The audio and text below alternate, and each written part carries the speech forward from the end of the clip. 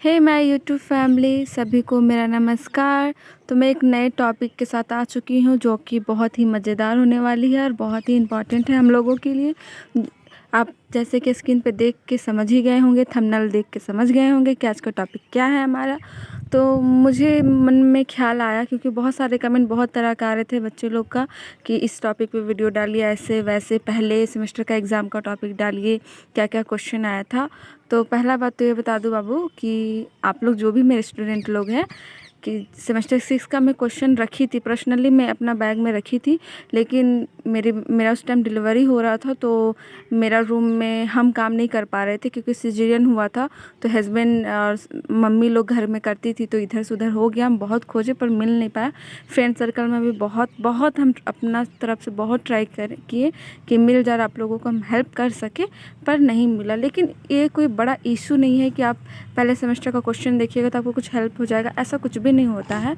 आपका सिलेबस में है, अगर आप सबके बारे में पढ़ लेते हैं तो कोई भी क्वेश्चन कहीं से भी घुमा फिरा के दे दे उस टॉपिक पे तो आप इजी लिख सकते हैं। ये नहीं कि आपसे अगर पूछ दे कि राजभाषा और राष्ट्रभाषा के रूप में हिंदी, तो आप उसके रूप में हिंदी को ही पूरा पॉइंट को लिखिएगा। नहीं, राष्ट्रभाषा और राजभाषा बोलना मतलब आप उसके बारे में जितना जानते हैं, क्योंकि एक टॉपिक पे आपको 4 क्वेश्चन नहीं बनाना होता, एक ही बनाना रहता है। मान लीजिए आप इतना सेमेस्टर का एग्ज़ाम दिए हैं, 4 क्वेश्चन देता है, इसमें से किन्हीं 2 को बनाइए। तो ये नहीं कि चारों आपका राष्ट्रभाषा ही संबंधित क्वेश्चन देता है, नहीं, आपका जितना सिलेबस में है एक पेपर में 4-5 इकाई 4 पढ़ना होता है, तो चारों इकाई से एक एक क्वेश्चन उठा के देता है। तो आप अगर चारों इकाई को पढ़ें हैं अच्छे से, अगर 4 इकाई में से आप 2 इकाई भी अच्छे से कंप्लीट किए हैं तो आप एग्ज़ाम आपका अच्छा जाने वाला है। तो अगर राष्ट्रभाषा पूछ दिया, फिर देवनागरी लिपि पूछ दिया, उसी में से आप देवनागरी लिपि अच्छे से नहीं जानते लेकिन राष्ट्रभाषा अच्छे से जानते पूरा शुरू से लेकर अंत तक, तो आप उसके बारे में पूरा लिखिए, उसके डिफिनेशन क्या है क्या नहीं है, जैसे कि हम अपना वीडियो में बताए हैं। आप वीडियो का, आप जब भी मेरा वीडियो कोई भी देखते हैं वीडियो, तो उसको अच्छे से सुनिए, हेडफोन लगा के बार बार सुनिए और समझने का कोशिश कीजिए। रट्टा नहीं मारिए कि हमको एक एक लाइन याद करना है, मैम क्या क्या बोली, नहीं, आप उसको अपना भाषा में लेने का कोशिश कीजिए। जैसे हम अपना भाषा में एग्जाम्पल दे देकर आप लोगों को समझाते हैं, वैसे अगर हम कुछ 2 बार समझाएं ना, कुछ 2 शब्द समझाएं तो उसका आप 4 शब्द खुद से बनाइए। ऐसा कीजिएगा तो आपका एग्ज़ाम बहुत अच्छा जाएगा। थोड़ा साइड से आवाज़ आ रहा होगा, उसको अवॉइड कीजिएगा, क्योंकि मेरी बेटी है वो खेल रही है, उसको लेके ही वीडियो मैनेज करना पड़ता है, इसलिए थोड़ा वीडियो बनाने में लेट भी होता है, क्योंकि ये बिल्कुल हमको टाइम नहीं देती है। तो थोड़ा आप लोग भी मैनेज कीजिए। तो ऐसा होता है, ठीक है। तो आप लोग बिल्कुल मत घबराइए कि पहले का सेमेस्टर का आप लोगों को क्वेश्चन दे, हम उससे कोई मायने नहीं रखता है, हर बार क्वेश्चन चेंज देता है, थोड़ा बहुत रिलेटिव होता है, पर अगर आप अपना टॉपिक कंप्लीट कर रखे हैं तो कोई टेंशन वाली बात नहीं है।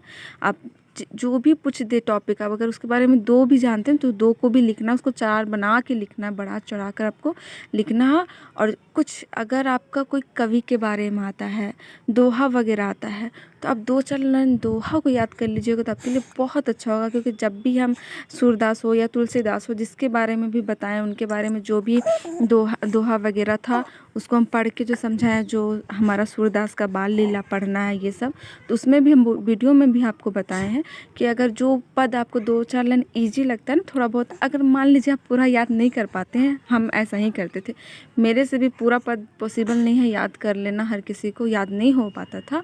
तो क्या करते थे, शुरू का 2 शब्द याद रखते थे और लास्ट का 2 शब्द बीच में डॉट डॉट करके दे देते थे। जैसे कि एग्ज़ाम में या कॉपी में लिखते हैं ना, या एग्ज़ाम में आता है डॉट डॉट करके, उसी तरह डॉट डॉट कर देते थे। 2 ऊपर सही शब्द शुरू में लिखते थे और 2 लास्ट में सही शब्द लिखते थे और डॉट डॉट कर देते थे। तो इससे क्या होता था कि अच्छा मार्क्स आ जाता था। और ब्लैक पेन से जब भी आप कोई दोहा को लिखे हेडलाइन करने के लिए, तो उसको अंडरलाइन नहीं करना, आप उसको ब्लैक पेन से ही लिख डालिए। कोई भी अगर आप पॉइंट वाइज पॉइंट दे रहे हैं, जैसे कि इसका विकास कब हुआ था, या भारतेंदु युग, द्विवेदी युग, तो उसको ब्लैक पेन से लिखिए पहले द्विवेदी युग को, उसके बाद डैश दे के तब फिर ब्लू पेन से लिखना शुरू कीजिए। हेड राइटिंग अच्छे से, ज़्यादा आपको गलत नहीं करना है। कि एकदम कचरा बनाना नहीं है कॉपी को। जितना आप साफ़ रखिएगा कॉपी को उतना अच्छा लगेगा। अगर गलती से, आपको गलती तो करना नहीं है, लेकिन गलती से हो जाए, कुछ शब्द गलत लिख जाए, कुछ गलत हो जाए, तो उसको ज़्यादा वो कलरफुल नहीं करना, बस एक लाइन बीच से पेन से दे देना है, बस ज़्यादा उसको कचरा नहीं करना है, ठीक है। घबराना बिल्कुल भी नहीं है अगर गलती हो जाता है तो। अगर आपके वाइटनर लेके जाते हैं तो बहुत अच्छा है, वाइटनर लेके एग्ज़ाम में ज़रूर जाए, और वॉच पहन के आप ज़रूर जाए, क्योंकि आपके पास वॉच रहेगा तो आप टाइम के हिसाब से अपना क्वेश्चन का बनाते रहिएगा और बेफिक्र रहिएगा। अगर आपके पास वॉच नहीं है तो दूसरा से टाइम पूछने में भी वेस्ट जाएगा, मन में डर रहेगा कितना बच गया होगा, कितना नहीं बच गया होगा, तो आपको घबराहट सी होती रहेगी। तो वो चीज़ आपको केयर करना, आपको वॉच पहन के ज़रूर जाना है, और वाइटनर लेके जाना है, और ब्लैक और ब्लू पेन लेकर भी जाना है, ठीक है। ब्लैक और ब्लू पेन लेके हमेशा डबल पेन लेके जाइए, क्योंकि कब क्या हो जाए कोई गारंटी नहीं है। तो ऐसा होता है। मेरे साथ क्या हुआ था आप लोगों को पता चलेगा तो हंसी आएगा।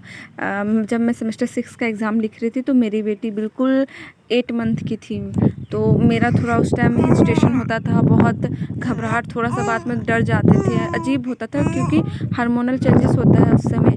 तो एग्ज़ाम के लिए तो हम हड़बड़ में पहुंच गए, रूम भी पहुंच गए जहाँ पे मेरा रूम एग्ज़ाम बैठते थे, पर हम पेन ही नहीं ले गए। इतनी बुड़बक लड़की, बस मार्कशीट एडमिट कार्ड लेके पहुंच गए, सॉरी एडमिट कार्ड, पर हम पेन ही नहीं ले गए। अब हम, इतना अजीब सा लग रहा है कि किसको हम बोले कि हम पेन नहीं लाए, ख़राब सा लग रहा था। फिर वहाँ से हम पानी पीने के बहाने नीचे आए, फिर नीचे किसी से पूछे आपके पास पेन है, पेन है, ख़राब भी लग रहा, पर एक फ्रेंड उसी टाइम मिल गया तो उसको बोले तो वो ला दिया, हेल्प किया था उस टाइम, तो बहुत अच्छा लगा था। तब फिर मेरा घबराहट थोड़ा दूर हुआ, फिर एग्ज़ाम में दी थी। तो ऐसा होता है, तो वैसा आप लोग को गलती नहीं करना है, ये चीज़ था। और क्या समझाऊँ। हाँ, बहुत बच्चे लोग पूछ रहे थे कि राष्ट्रभाषा में किस तरह का क्वेश्चन पूछता है, राष्ट्रभाषा बहुत टफ़ है, ये वो, पर कोई टफ़ नहीं है। जो हम वीडियो बनाए हैं आप उस वीडियो को देखिए, अच्छे से समझिए, और दूसरे गूगल में सर्च करके टॉपिक को पढ़िए, खुद से पढ़ के खुद से भी समझने का कोशिश कीजिए। हर कुछ सिर्फ दूसरे पे डिपेंड नहीं होता, खुद से भी थोड़ा मेहनत करना होता है। तो आप समझिए, बिल्कुल अच्छा समझ में आएगा, कुछ हार्ड नहीं है। आप जब एग्ज़ाम में जाइएगा, जब लिखिएगा, जब लिखना शुरू कीजिएगा, और अपने भाषा में अगर आप याद किए, समझें, तो बिल्कुल आपका पेन नहीं रुकने वाला है। कॉपी कम पड़ जाएगा पर आपका पेन, आपका जो लिखना है वो कम नहीं पड़ेगा। तो उसके लिए आपको बिल्कुल बेफिक्र रहना है, और एग्ज़ाम देने से पहले बिल्कुल शांत रहिए, घबराहट, एकदम खुशी जाइए कि एग्ज़ाम देना है, और एकदम टेंशन नहीं लेना है कि हमको ये याद नहीं हुआ। अरे जितना याद हुआ है ना उतना में ही खुश रहिएगा, कि अब आधा घंटा 1 घंटा में एग्ज़ाम से पहले आप क्या कर लीजिएगा, आपको जितना याद होगा उसी में खुश रहिएगा, उसी को एकदम लिखने का कोशिश कीजिएगा बढ़ा चढ़ा के, बिल्कुल अच्छा मार्क्स आता है। और हाँ, एक ट्रिक मैं यहाँ ज़रूर बताना चाहूँगी। अगर मान लीजिए आप लोग पद याद नहीं कर पाते, तब आपको क्या करना है। क्या होता है एग्ज़ाम में ज़रूर ना ज़रूर, जैसे कवि के बारे में होता है तो उसका पद लिखता है और उसका व्याख्या बोलता है लिखने के लिए, किसमें मतलब कि सूरदास जी क्या बोले हैं, क्या कहे हैं, तुलसीदास जी क्या बोले हैं, क्या कहे हैं। तो आप उस पद को, जब आपको सूरदास के बारे में लिखने के लिए कुछ आए, या तुलसीदास जी के बारे में कुछ लिखने के लिए आए, तो उसी पद को आप उठा के वहाँ पे लिख सकते हैं। जैसे कि बाल लीला के बारे में लिखना आ गया, ठीक है, तो सिर्फ बाल लीला के बारे में लिखना आया, तो उसमें पद उद नहीं दिया हुआ, तो उसमें आप वो पद को घुसा दीजिए, और जहाँ पद के बारे में आया व्याख्या करने, वहाँ तो आपको व्याख्या करना ही है। तो ऐसे आप हेरा फेरी करके भी, बहुत अच्छा ट्रिक है ये, आप अपना सकते हैं और अच्छा मार्क्स उठा सकते हैं। तो ऐसा मैं खुद करती थी, इसलिए मुझे पता है। तो आशा करती हूँ आप लोगों को अच्छा लग रहा होगा कि मैं कैसे समझा रही हूँ, बिल्कुल जैसे मैं करती थी वैसे ही बता रही हूँ। तो और आप जो भी मेरा वीडियो है उसको आप बिल्कुल, जब भी आप काम कर रहे हैं, कुछ भी कर रहे हैं, उसको गाना की तरह सुनिए। जो टॉपिक में ज़्यादा आपको समझ में नहीं आ रहा, उस टॉपिक को लगा लीजिए और बिल्कुल उसको सुनिए, समझिए। हमेशा 24 घंटा आप सुनते रहिए, जब सोते हैं तब तो नहीं सुन सकते।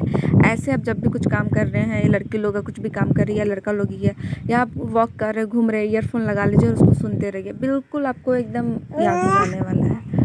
तो आशा करती हूँ आप लोगों को वीडियो अच्छा लगा हो।